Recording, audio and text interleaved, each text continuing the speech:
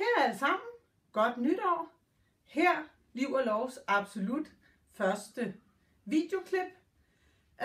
Videoklippet her, det handler om arv og testamente i Dubai, fordi der kom jo i 2015 ny lovgivning, som gør det muligt at skrive et lokalt testamente. Uden testamente i Dubai, der er situationen den, at det er sharia-lov, der gælder. Og hvad betyder det?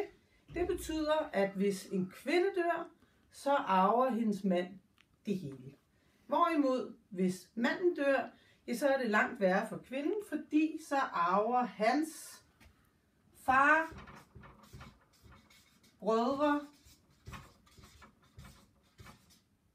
og sønner langt størstedelen af formuen. Hustruen arver cirka en 8/8. Og den 8/8, når jeg siger cirka, det er fordi, at efter sharia-lov, så afhænger det af, hvor mange sønner og brødre osv. Manden har. Men den gode nyhed er, det er for ikke muslimer, så er der noget at gøre ved det. I dag, der har man sådan set groft sagt 3 forskellige muligheder, som rigtig mange bruger i kombination.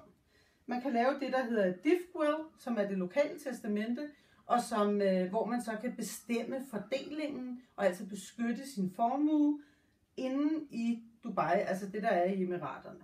Så er der mange, der laver det i kombination med dansk testamente, og igen er der også nogen, der kombinerer det med at flytte en del af formuen ud af sharia-området.